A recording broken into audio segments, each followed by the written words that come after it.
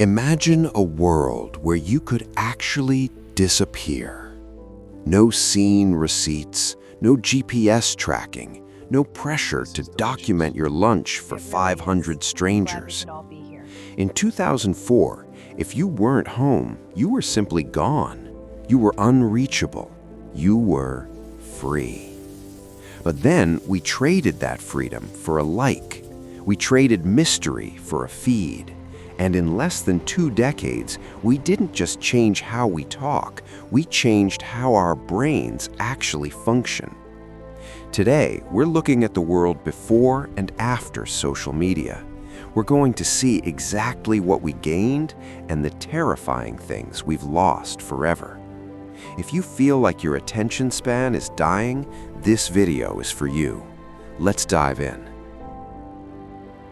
Before 2005, social media was just called hanging out. If you wanted to see what your friend was doing, you had to physically go to their house or call a landline and risk talking to their parents. There was a concept called the mystery of the other.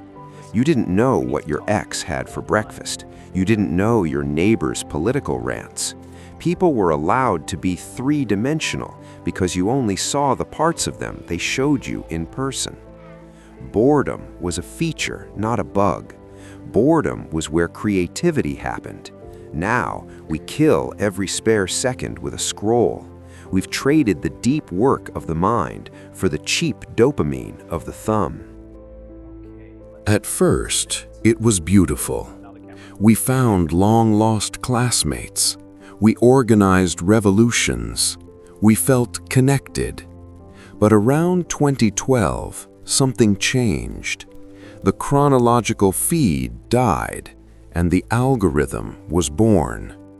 Social media stopped being a tool for us to use and started being a tool that used us.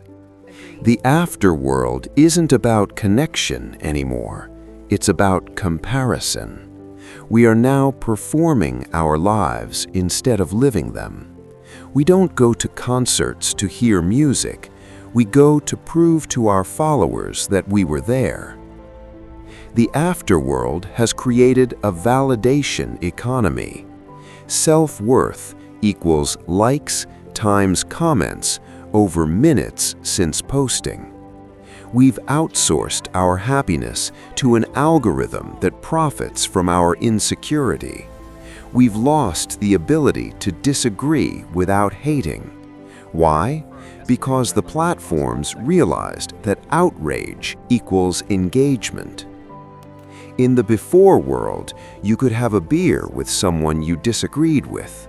In the afterworld, they are an avatar of everything you hate. So, is the afterworld better? We have all the information in the world, but less wisdom than ever.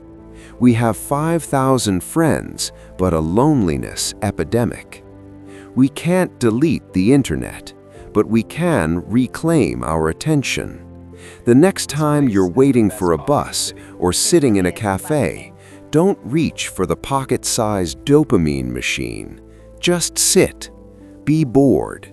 Rediscover the before world in the middle of the after one. Because the most revolutionary thing you can do in 2026 is look up.